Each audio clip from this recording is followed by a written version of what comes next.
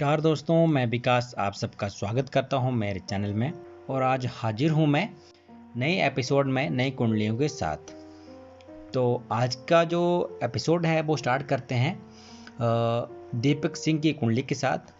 ठीक है, इनका दीपक सिंह की कुंडली है। इनका जो जन्म विवरण है वो है 6 फरवरी 1994 का। जन्म समय है 5:55 शाम का।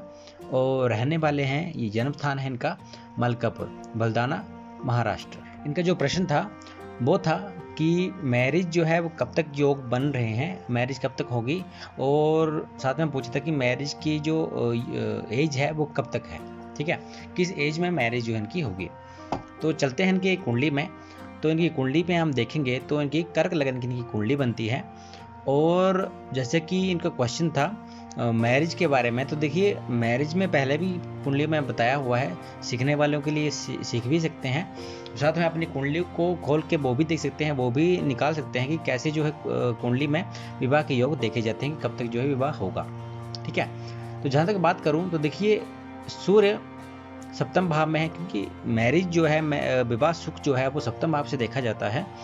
और यहाँ पे जो ग्रह बैठे हुए हैं उनकी स्थिति के आधार पे भी देखा जाता है कि कौन से ग्रह जो है कैसी स्थिति में कैसे रिजल्ट देंगे, और कैसी जो इनकी मैरिड लाइफ अच्छी होगी, खराब होगी, या फिर जल्दी शादी हो जाएगी या देरी से शादी होगी। ठीक है, तो यहाँ पे देखिए 2-3 चीज़ें आपको बताऊंगा मैं कि कैसे जो है विवाह के योग देखे जाते हैं। तो सप्तम भाव सबसे पहले आपको देखना है। सप्तम भाव में क्या देखेंगे कि जैसे जो भी ग्रह बैठे हुए हैं, हो सकता है कोई भी ग्रह ना बैठा हो, लेकिन कोई ना कोई राशि जो है उस भाव में से भाव में बैठी होगी, या कोई ना कोई ग्रह जो है उस भाव को देख रहा होगा। ठीक है, तो जैसे कि यहाँ पे बात करूँ तो देखिए जो राशि यहाँ पे बैठी हुई है वो है मकर राशि, और मकर राशि का स्वामी जो है वो शनि है, जो कि बुध के साथ बैठा हुआ है अपनी कुंभ राशि में अष्टम भाव में। ठीक है, तो ये स्थिति यहाँ पे बनी हुई है। अब देखिए सूर्य यहाँ पे विराजमान है, ठीक है, शुक्र यहाँ पे विराजमान है सप्तम भाव पे, और मंगल यहाँ पे विराजमान है अपने उच्च के होकर। ठीक है, मंगल जो है मकर राशि में उच्च के हो जाते हैं। तो यहाँ पे स्थिति जो है वो यहाँ ऐसी बनी हुई है। अब देखेंगे विवाह के योग। देखिए विवाह के योग में जो शास्त्र बोलता है कि देखो सबसे पहले ये कि गुरु की दशा या महादशा में भी जो है शादी के योग बनते हैं, या फिर गुरु जो है गोचर कर रहा हो कुंडली में सप्तम भाव में, या फिर सप्तम भाव पे उसकी दृष्टि पड़ रही हो गोचर में। ठीक है, जैसे आज के टाइम पे देखा जाए तो गुरु जो है जैसे कहीं ऐसी कुंडली में जहाँ पे बैठे हुए हैं, जिस राशि में बैठे हैं, किस लगन में, अब देखें कैसे गोचर है। गोचर में देखते कैसे हैं, गोचर में राशि के आधार पे जो है वो देखा जाता है। जैसे मान लो यहाँ पे इनकी राशि जो धनु राशि है, तो धनु राशि को हम लगन में लेके जाएंगे, और लगन में लेके जाने के बाद जो है उसको उस स्थिति में देखा जाएंगे कि आज के टाइम पे गुरु जो है वो कहाँ बैठा हुआ है। तो गुरु जैसे मान लो गुरु अगर लगन में ही बैठा हो तो इसकी सप्तम दृष्टि जो है वो सप्तम भाव पे पड़ रही है, तो वैसे भी विवाह के योग जो है वो साल जो है बन जाते हैं। इसके अलावा गुरु जो है अगर उनकी पंचम दृष्टि, देखिए गुरु अगर यहाँ पे तृतीय भाव में बैठे हैं तो उनकी पंचम दृष्टि जो है वो पड़ेगी सप्तम भाव पे, तो भी जो है विवाह के योग जो है बन सकते हैं। इसके अलावा उनकी नवम दृष्टि होती है। देखिए नवम दृष्टि हम कैसे देखेंगे, देखो यहाँ पे सप्तम दृष्टि होती है, अगर ये गुरु अगर 11वें भाव में होंगे तो भी जो है दृष्टि इनकी नवम भाव पे रहेगी, सप्तम भाव पे नवम दृष्टि सप्तम भाव पे रहेगी, तो भी विवाह के योग बनेंगे। या फिर गुरु स्वयं जो है सप्तम भाव में बैठ जाएं गोचर में। ठीक है, ये तो होगी गोचर की बात। इसके अलावा अगर गुरु की दशा या महादशा भी चली हो तो भी जो शादी के योग जो है वो बन जाते हैं। ठीक है, या फिर इसके अलावा देखा जाता है कि जैसे सप्तम भाव में जो ग्रह बैठे हुए हैं उनकी दशा महादशा में भी जो है महादशा अंतरदशा में भी उनके विवाह के योग बनते हैं। जैसे सूर्य जो है, सूर्य की दशा महादशा में शादी के योग बनेंगे, शुक्र की दशा महादशा में शादी के योग बनेंगे, मंगल की दशा महादशा में विवाह के योग बनेंगे। और क्योंकि सप्तमेश जो है आपका सप्तमेश जो शनि है यहाँ पे, तो सप्तमेश की जो दशा अंतरदशा में भी शादी के योग बनते हैं, और साथ में सप्तमेश जो है सप्तमेश के साथ जो ग्रह बैठा है उसकी दशा महादशा में भी शादी के योग बनेंगे। तो देखिए यहाँ पे काफ़ी ज़्यादा योग यहाँ पे बनेंगे, पर देखेंगे दशा अंतरदशा में कौन से जो प्रभाव अभी चला हुआ है। ठीक है, तो देखिए अभी जो जैसे यहाँ पे सूर्य, शुक्र और मंगल 3 ग्रह तो यहीं पे बैठे हुए हैं। उसके बाद शनि और बुध, ये भी जो ग्रह हैं जो इनकी दशा महादशा में भी शादी हो सकती है, और साथ में गुरु की भी हम स्थिति देखेंगे। ठीक है, अब देखते हैं दशा जो अंतरदशा यहाँ पे महादशा अंतरदशा यहाँ पे चली हुई है। देखिए यहाँ पे मैं जा रहा हूँ विषुवंतरी महादशा में, तो यहाँ पे आज के टाइम पे बात करूँ तो देखो सूर्य की दशा यहाँ पे महादशा यहाँ पे चली हुई है, और आज के टाइम पे देखें तो देखो सूर्य जो है सप्तम भाव में बैठे हुए हैं। हालांकि सूर्य सप्तम भाव में बैठे तो थोड़ी दिक्कत क्रिएट करता है आपके वैवाहिक जीवन में, और ऐसी स्थिति में भी थोड़ी दिक्कत यहाँ पे आती है। साथ में देखो मंगल भी वहाँ पे बैठे हुए हैं, हालांकि वो उच्च स्थिति में है, फिर भी मांगलिक इसको आप बोल सकते हैं, लेकिन मंगल दोष का प्रभाव कम देखा गया है अगर वो अपनी उच्च राशि में बैठा हुआ हो। तो मंगल दोष का प्रभाव ना जाने, इसको आप नेगलेक्ट कर सकते हो। और दूसरी बात यह है, मंगल दोष की वजह से होता क्या है कि विवाह में देरी होती है, पर ऐसा कुछ होने वाला नहीं है। इसके अलावा हाँ, शनि, क्योंकि सप्तम शनि है तो शनि जो है वो विवाह में देरी करवा सकते हैं। ठीक है, तो देखिए वैसे भी अगर शनि की बात करूँ तो देखो यहाँ पे सूर्य की दशा जो है, अभी महादशा जो है उसकी अंतर्दशा चली थी सूर्य की, वो खत्म हो चुकी है, महादशा फिर भी चली होगी। उसके बाद मंगल की बात करूँ तो मंगल जो है वो 2019 और 2020, देखिए 2020 जो है वो भी खत्म निकल चुका है। तो अभी जो आएगी आपकी महादशा, जो आपके अंतरदशा जो आएगी वो आएगी गुरु की। तो वैसे हम आपको बोला कि गुरु की दशा अंतरदशा में भी आप विवाह के योग जो बनते हैं। तो यहाँ पे देखिए 2020 का अभी 2020 और 2021 मतलब अगले साल जो है वो शादी के योग जो है बनने के योग जो है वो बनते हैं। तो ऐसी स्थिति में आपके 2021 और 2020 और 2021 के बीच में शादी के योग बन सकते हैं। इसके अलावा अगर आप नहीं भी करते हो इस टाइम पे तो भी आपके शनि की दशा में मतलब आपके पास जो टाइम है वो 2021 और 2022 दोनों का ही है। और उसके बाद बुध की दशा में भी शादी हो सकती है, क्योंकि वो शनि के साथ बैठे हुए हैं। तो भी यहाँ एक चीज़ बता दूं आपको कि ये 3 साल, आने वाले 3 साल जो है इसमें कभी भी आप शादी जो है वो कर सकते हो। ठीक है, तो ये स्थिति यहाँ पे बनी हुई है। हालांकि यहाँ पे देखा जाएगा कि कौन सा ग्रह जो यहाँ पे ज़्यादा बलवान है। देखिए सूर्य की बात करूँ तो सूर्य जो है अपने शत्रु राशि में बैठे हुए हैं। ठीक है, तो सूर्य की बात करूँ तो ये 4 डिग्री पे हैं। सूर्य जो है 23 डिग्री पे हैं। शुक्र जो है वो 28 डिग्री पे है, मृतावस्था में जा चुके हैं। मंगल जो है वो 13 डिग्री पे हैं। और शनि की बात करूँ तो शनि जो है 7 डिग्री पे। बुध की बात करूँ बुध 11 डिग्री पे। तो सबसे जो ज़्यादा यहाँ पे बन रहे हैं, सबसे ज़्यादा जो पावरफुल ग्रह है वो है यहाँ पे मंगल, क्योंकि मंगल एक तो उच्च का हुआ, दूसरी बात ये है कि वो 13 डिग्री पे आसपास यहाँ पे बैठा हुआ है। ठीक है, तो जैसे कि मैंने बात की कि यहाँ पे दशा की, तो मंगल की जो दशा जो है वो महादशा अंतरदशा जो निकल चुकी है। उसके बाद जो नेक्स्ट जो पावरफुल ग्रह जो है वो हम देखेंगे।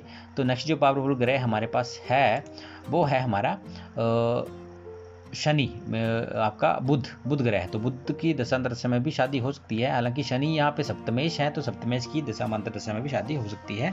तो आप ये मान के चलिए कि 2021 और 2022 के बीच में आपकी शादी जो है 2 साल, आने वाले 2 सालों में आपकी शादी के योग जो है वो अच्छे से बनेंगे, अच्छे से शुभ विवाह आपका होगा।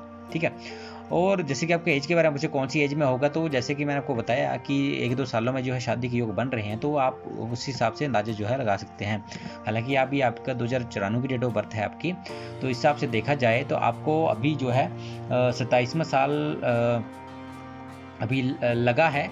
तो 27वें साल में भी आपकी शादी के अगले साल तक जो है वो स्टार्टिंग में भी आपकी मैरिज के योग जो है बन सकते हैं। इसके अलावा जो है वो थोड़ा लंबा जाएगा, क्योंकि 28वें साल में विवाह नहीं होता तो 29वें साल में होगा। तो आपके जो शादी के योग हैं वो भी 1 साल छोड़ के अगले साल जो है, मतलब अगले साल अगर आपका शादी नहीं होती है फरवरी से पहले तो आपके योग जो है वो उससे अगले साल फिर होंगे।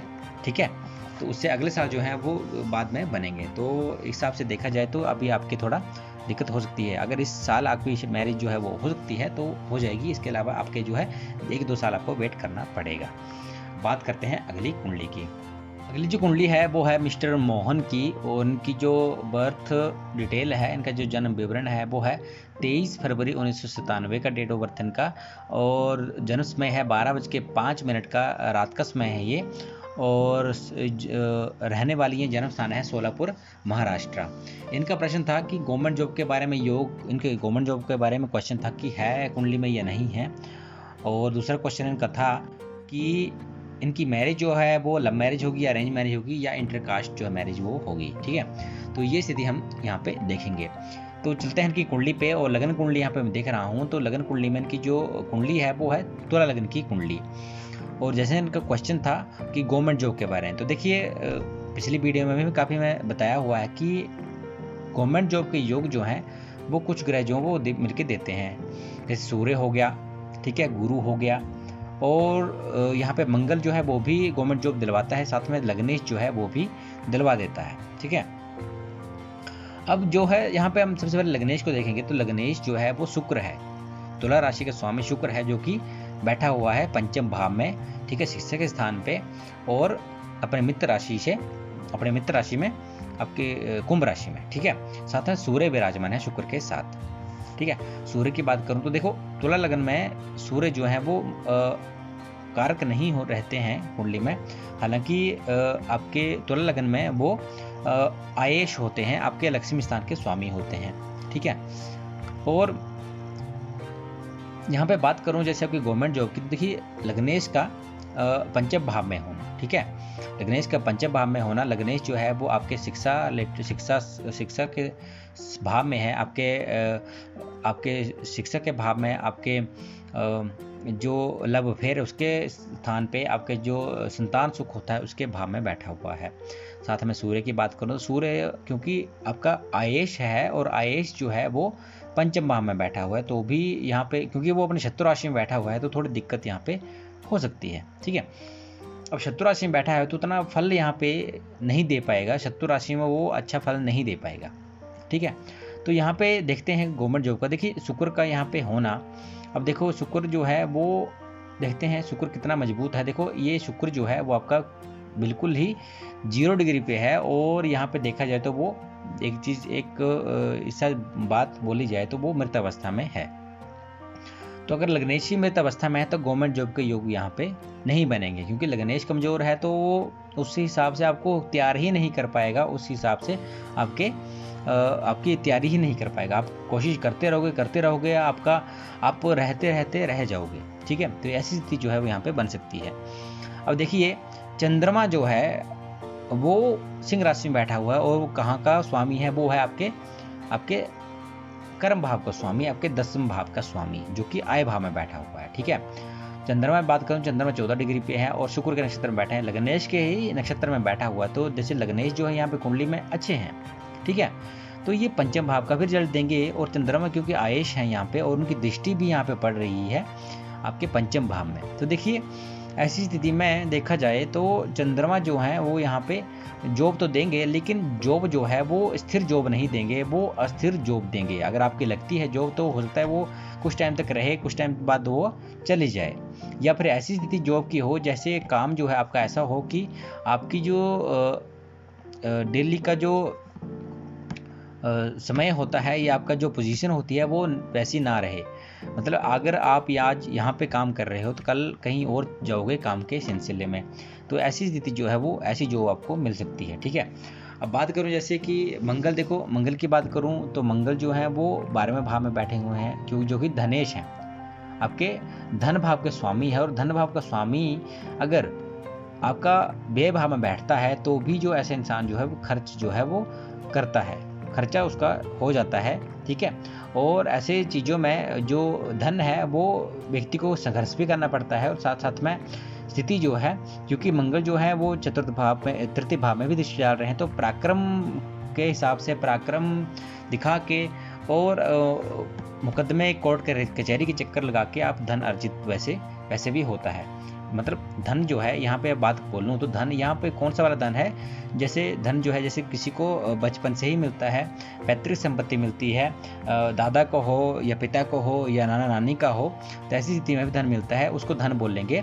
और यहाँ पे जो आय है, आयेश जो है वो है जो आप खुद गेन करते हो, जो खुद आप कमाते हो, उसको आयेश जो है उसको बोलते हैं, उसको आय भाव का स्वामी या आय भाव जो है 11वां भाव जो वो भाव वाला भाव होता है। धन भाव जो है जो आप अर्जित करते हो, जो आप सेव करते हो, चाहे वो आपका पैतृक संपत्ति हो चाहे आप खुद की संपत्ति हो। तो ऐसी स्थिति में अगर आप पैतृक संपत्ति के लिए आप चाहते हो तो ऐसी स्थिति में आपको संघर्ष करना पड़ेगा, और संघर्ष के चलते कोर्ट कचहरी चक्कर भी आपको लगाने पड़ सकते हैं धन के लिए, ठीक है। अब देखिए मंगल की यहाँ पे क्योंकि 12वें भाव में चले गए, अब बात करें गुरु की, तो देखो गुरु जो है वो अपने नीच राशि में है, ठीक है। तो नीच राशि का गुरु भी यहाँ पे आपको अच्छा फल नहीं दे पाएगा क्योंकि नीच का है। तो यहाँ पे गवर्नमेंट जॉब के योग जो है वो यहाँ पे दिख नहीं रहे मुझे। आप जो है अपना कार्य कर सकते हैं या विदेश से रिलेटेड जो है कार्य कर सकते हैं, जिससे विदेश से संपत्ति जो है वो उससे आप बिजनेस जो है वो कर सकते हो, या फिर ऐसी आपकी जॉब होगी जिससे कि आपका डेली का जो काम है वो चेंज होता रहेगा, ठीक है। ऐसी स्थिति है।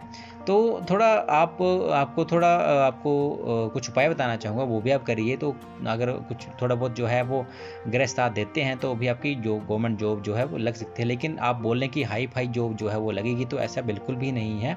लग्नेश कमज़ोर है, सूर्य यहाँ पे अच्छा रिजल्ट दे सकता था, लेकिन सूर्य भी यहाँ पे शत्रु राशि में बैठा हुआ है और शुक्र के साथ बैठा हुआ है। तो सूर्य, शुक्र और शनि दोनों ही इसके शत्रु रहते हैं।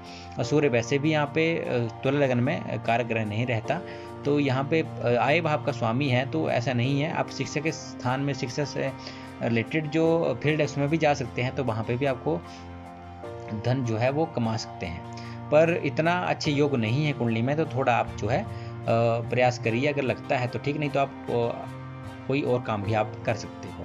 अब जैसे कि आपका क्वेश्चन दूसरा था कि आपकी लव मैरिज होगी या अरेंज मैरिज, ठीक है। तो देखिए यहाँ पे बात करूँ तो यहाँ पे अगर पंचम भाव का रिलेशन अगर सप्तम भाव से किसी वजह से बैठता है तो भी जो है आपके लव मैरिज के योग जो है यहाँ पे बन सकते हैं, ठीक है।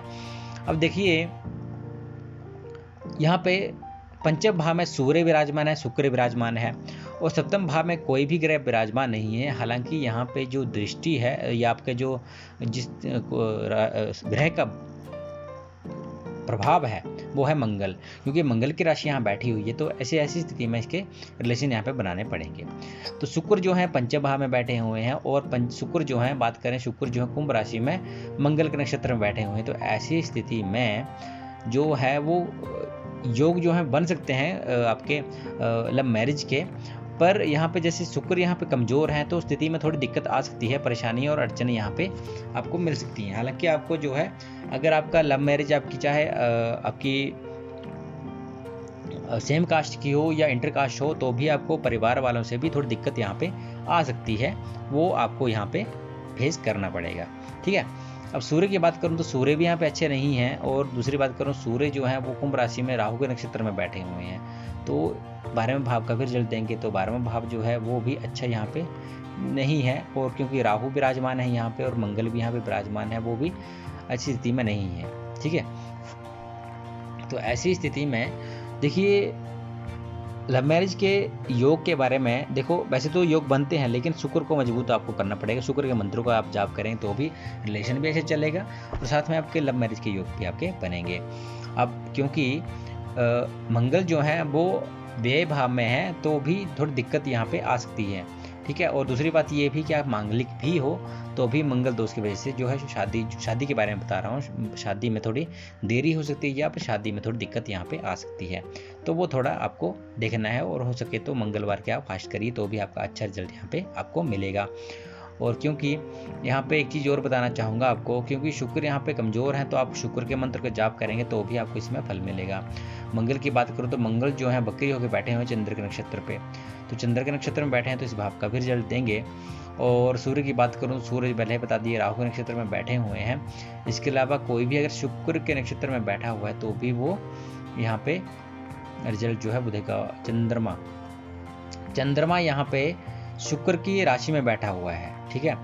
तो चंद्रमा का संबंध यहाँ पे नहीं बन रहा है सप्तम भाव से, पर मंगल का संबंध बन रहा है, तो उस हिसाब से थोड़ी दिक्कतें और परेशानियाँ आ सकती हैं। तो वैसे लव मैरिज के योग आपके बन सकते हैं। हाँ, इंटरकास्ट का जैसे आपने बताया तो इंटरकास्ट मैरिज के भी योग यहाँ पे बनते हैं, क्योंकि सप्तमेश जो है राहु के साथ विराजमान है। तो ऐसी स्थिति में भी राहु जो है, केतु जो है वो इंटरकास्ट मैरिज वो करवा देते हैं, ठीक है। तो ये था आपके क्वेश्चन के आंसर। अगर वीडियो अच्छी लगी तो वीडियो को लाइक करें, कमेंट करें, शेयर करें। और आज का एपिसोड मैं यहीं समाप्त करता हूँ। आज के लिए इतना ही, धन्यवाद।